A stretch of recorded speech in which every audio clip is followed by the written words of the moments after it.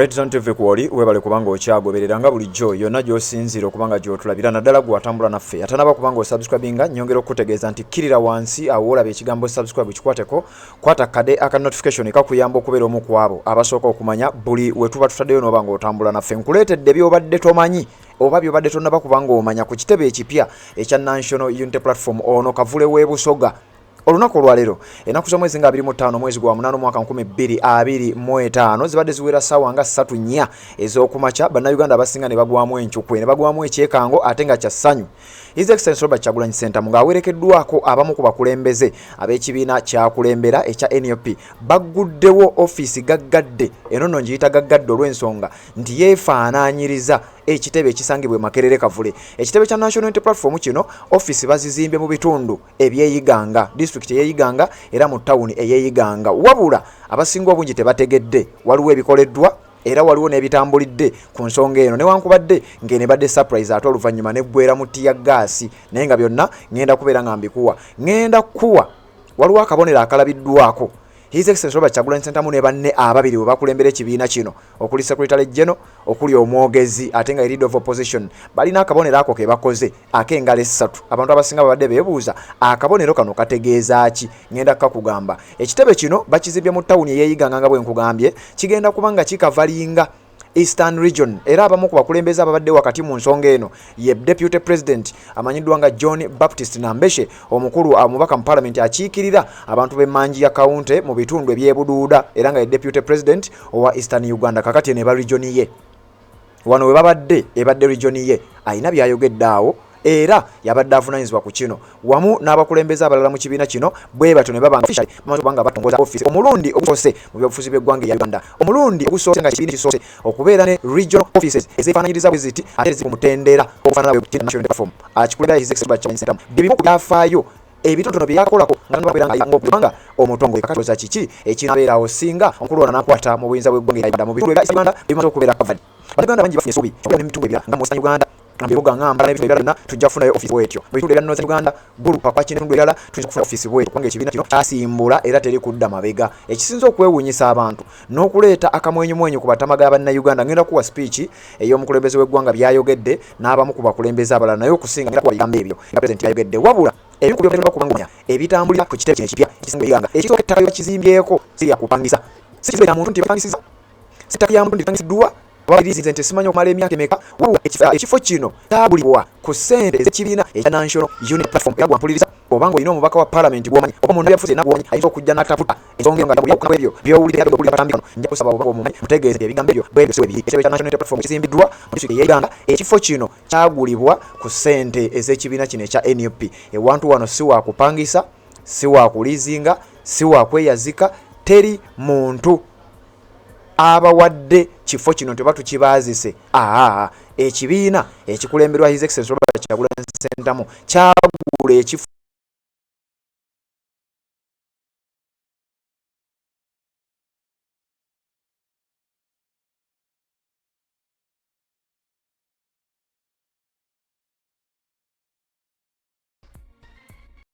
kino era oluvannyuma lw'okugula ekifo kino nga mission yakukolawo kitebe ekya National Unity Platform kakati mawulire genkuwa era ensonga gy'otannaba kubanga otegeera abantu abasinga tebakitegedde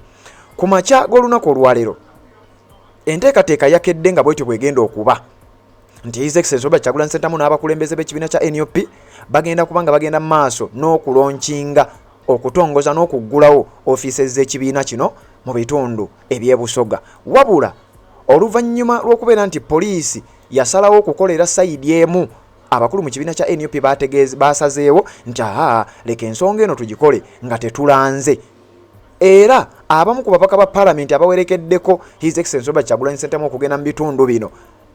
kino kijje wano ku Red Zone TV nabo bennyini babadde tebamanyi gye balaga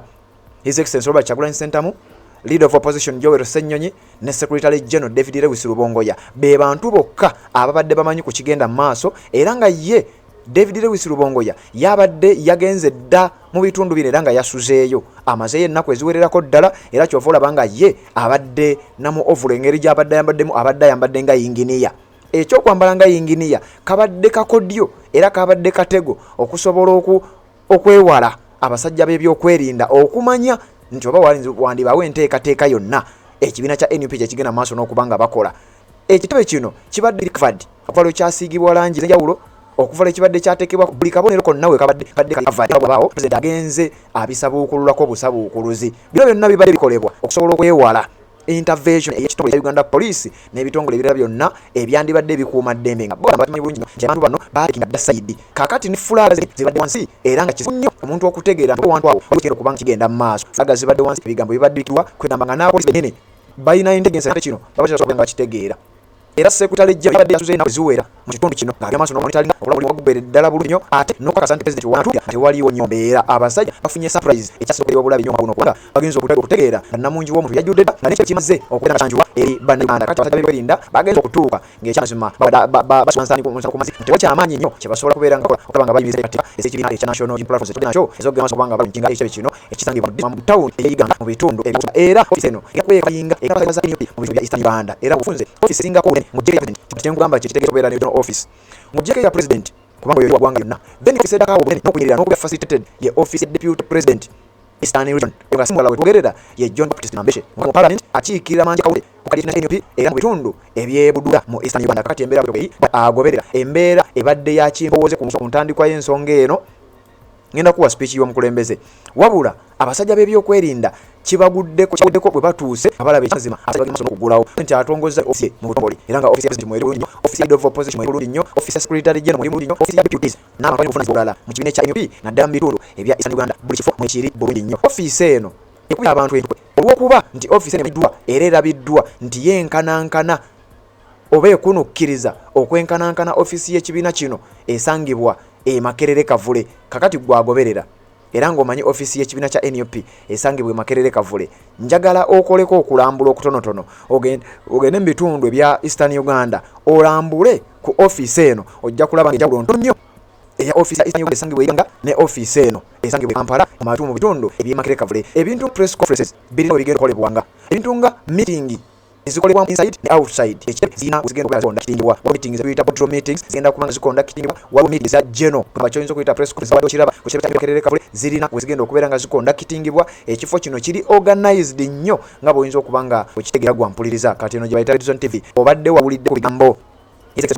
bya Uganda yes speech yenjagala okubanga nkutuusaako sooka okkirira wansi olaba ekyasatu bikikwateko osubscribinga ku channel okwatene kale aka notification nga bulijjo era president kadako akuyamba omu kwabo asookera ddala okumanya tuba tutaddeyo ate ensonga nga etambulira ddala bulungi nnyo. Kati obanga omaze okusubscribinga kyokola kya mutawaana nnyo oba tonaba kubanga osubscribinga kikole tubeere nga tutambulira ffenna ebigambo byayogedde byenjagala sawa yennyini okubeera nga nkuwa enzije oluvannyuma mbeera ate ngomyayo bulijjo bwenda okubeera nga kakati nga sinaba kubanga nkuwa ebigambo eby'omukulembeze w'eggwanga byayogedde ng'ategeeza abantu beeyiganga mu kugulawo office kiriza nkujjukiza ku Haji Kasujja omusomi w'edduwa akutegeeza nti gwe wenna alina ebizibu ebikutawaanya alina ensonga ez'enjawulo zoyagala okubanga osootinga oyagala genda bweru wa ggwanga naye ebintu tebitambula oyagala kukyusa luzaalo kuganja n'ebintu ebifaanana bwe bityo enamba eri 07538564 nga bw'ogirabawo enamba eri ku WhatsApp osobola omusanga WhatsApp osobola okugenda direct ate era osobola n'okugendayo n'obanga omusinkana asanga ku luguudo oludde wizege mukulembeze then oluvannyuma ngenda ate kujambeere kugendayo ne updates endanga bwekimanyi nti ffe tubeerawo wano okutuusaako obugulire byonna okuva mu nsonga y'eggwanga ya Uganda sebambulira kitembeerangawo wano obeera nga nkutuusaako kansi tubenga tweyongerayo ate ne updates endala ebigambo by'omukulembeze bye bino tulirize aka tunatandika ate updates ezibako.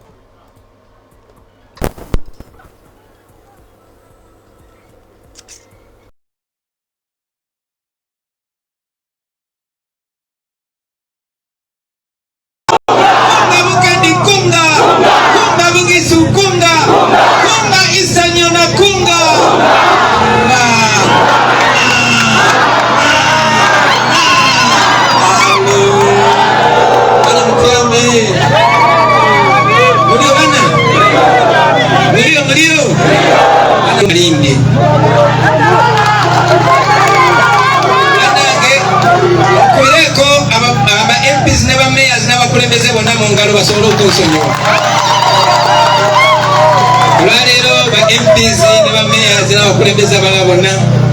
n'abasindikidde message ne mbagamba tulinayo meeting nkulu nnyo sigigalandi nabagambye egenda kubeera amale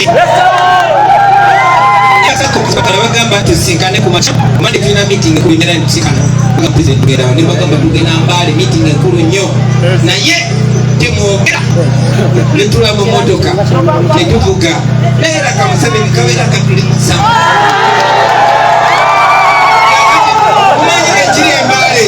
Emale ba deployize police ba deployize military bamanyi tugenda bali naye tujja so yakala betondera olwokwasiba ekiwaani naye ekibadde kyetagisa wano nga sekretary general babagambye kino ekifo kyabbanga ddene nnyo wano ekibiina kya National Unity Platform kyagulawo ebbanga erisukka n'omwaka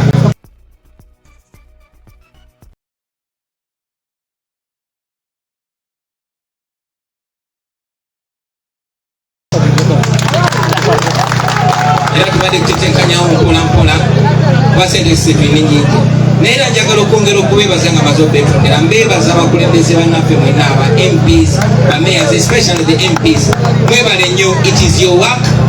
nti wano twaguze zino ekisinde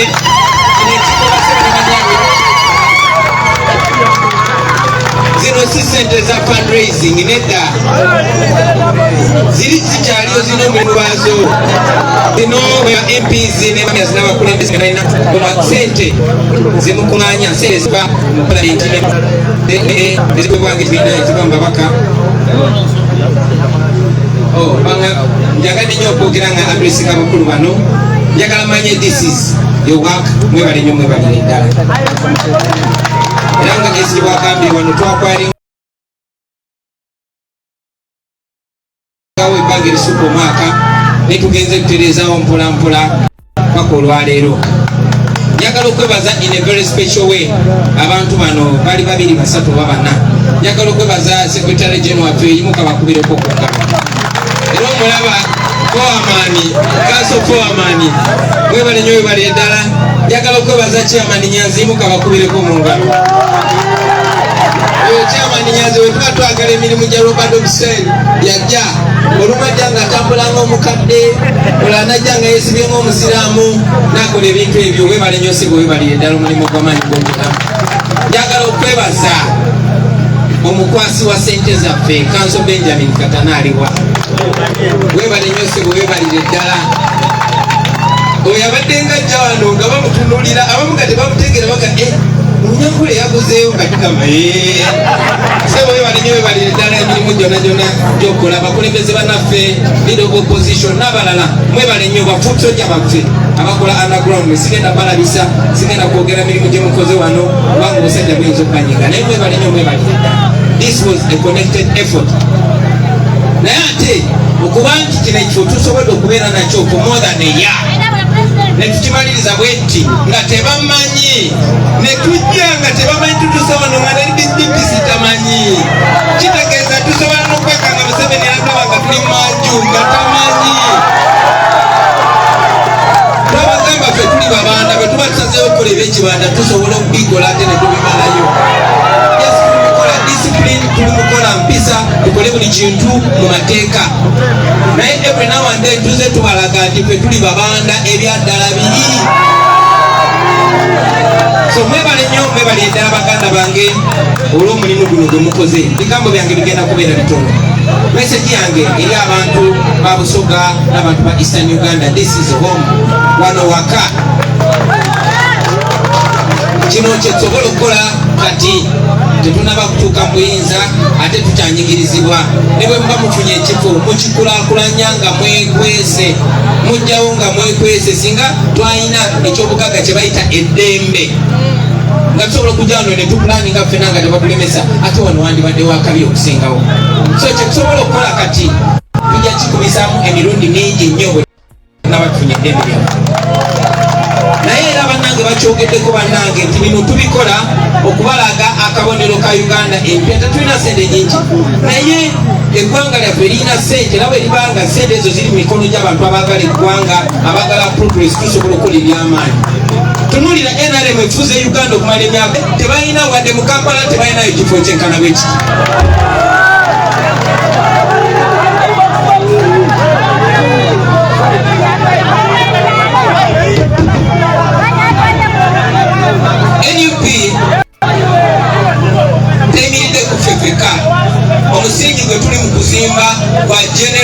to come. Era mwe n'abakulembeze abagenda okuddamu okulembera NUP tubasaba mugende nga mubuildinga on to the next generation. Tusobole okulabira ebintu ng'abaagala ensi yaffe. Kyetukola si kya leero. We are building this institution to outlive us. Twagala tukomewo wano emyaka ani oyo awoogananga nga tuwomaka mubakuze. Twagala tukomewo wano nga tuli mu 50, 60, 70 ng'abali beerawo bongeddeko nga banene nnyo abalungi nnyo nga weeyagaza. But for now tusinzire wano tukole emirimu egyetaagisa okukola. Wanoonyerawo office nange era mbasuubiza wajja kubawo ekiseera nga pulezidenti gennyini ajja wano n'akampingawo wiiki enamba n'abakulembeze baffe babeerawo wano tetubangisawo waffe waka. So tuweererezewo abakulembeze b'obusoga musinzire wano mu kulindekinga ebusoga yonna tulina obuwagizi bungi nnyo wano. Twagala obuwagizi obwo nga bwenkanakana n'abakulembeze be bugenda okuleeta. We have a lot of support. But we need to harness the support. Support yo tulina eringa enkwa etonyanga nyingi etonyanga so. Era ennyumba eriko amabaati naye nga tekuli lugogo. Twagala muteekeko engogo ku mabaati ago muteekewo ne pipa. Tukunganye obuwagizi bwaffe obwo obuwagizi obwo support ekuke abakulembeze. Busoga efune eddoboozi mu paliamenti n'ebikuko byonna byonna. Twagala okwebaza in a very special way abantu beyiganga wano mwatulonderamu enjala enyuma. Meya otuwali. Twagala nakulembeze bonna beba NUP wano. Tusobola okukikola tukikole baganda obusoga abantu b'ebusoga ngende musonga mutuwalira. Support ye tulina wano akali nnyo ate population yamwe y'amaanyi. Kale population tugenda tuzigatta. Very population y'Uganda gigatteko y'ebusoga kika kikabe nnyo. Ate mwe abaali busoga munyina obikola. Era njagala mubikole. Kubanga tusobola okukikola. Message yange gyosembayo njagala giweereza abakulembeze bonna ab'omu busoga muno. Aba NUP n'abatali ba NUP. Bujja tubagamba nti tulina ekibiina ky'ebyobufuzi naye tetuli kibiina kya byobufuzi. Muntegera. We are not a political party but we have a political party. Kyetuli kinene nnyo n'okusaba NUP. Tuli people power. Tuli manyi g'abantu, tuli ndowoozi ly'abantu. Era ng'amanyi g'abantu ge tukuŋŋaanyiza mu kibiina ekiwandiise ekiyita National Unity Platform. Ennyuka eri makati eyayo etegeeza unity. Wabula okwegatta n'abantu baffe bonna abalabidde amazima abagala kati abali kugalaba n'abagenda kugalaba enkya. Njagala okubaweereza mu n'obubaka n'abasaba bagenda batwegattako. Naye waliwo omuntu gwe njagala ennyo mwasiire busoga muyita maama naye muyita senga kubanga senga wange. Zenagiraboko ne senga wange maama wange nakitono ekwelebeka kadaga naye wegiramboko nekomerera waneyiganga kusindikira obubaka okobeti ife tumwenda ino senga tetukwagala b'omusajja tetukwagala lwaki obwesingako olikwalite jangu tutuzembera olokweokumala nekambikesi enesenga tumukambe tetumwagala ate n'amalabi b'obusoga tubakibagambe naye mukiraba mwetendaba temulimanyi yakirekerawo bannange twagala nnyo tuze wano okubalaga okwagala okw'amaanyi. Twagala abakulembeze wano basebo ne bannyabo. Ekisemberayo ddala twasalaga nekibuuza bwe nkisoboza mujakuba embeeko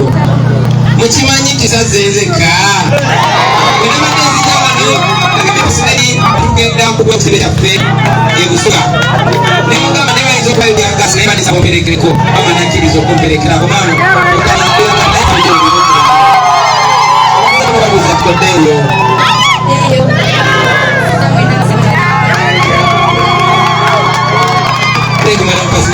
banange mwebale nnyo mwebayida tugende maaso tukole busoga tugende tukole mugonge. Kino ekibiina kyatandikira wano kyatandikira mu busoga misoni yaffe yatabukira wano ku lwalugiri ne yeeyongerayo. Kakati please own this. This is your party, this is your thing, this belongs to you. Own it, love it, develop it, guide it and push it forward. Thank you very much. Mwebale ino mwebalire irala okumpuliriza abasebe banyabo abampere nkami kyazinga abafukwe mwebale. People power. Power. NUP. Sekarang misalnya masalah. Ayo misalnya After Wema Uganda, Jata Nicaragua Mafuta, Vile Kubechina, Tumaliza Uganda. Wewe ngua economy ni Mafuta, kwa Manikala.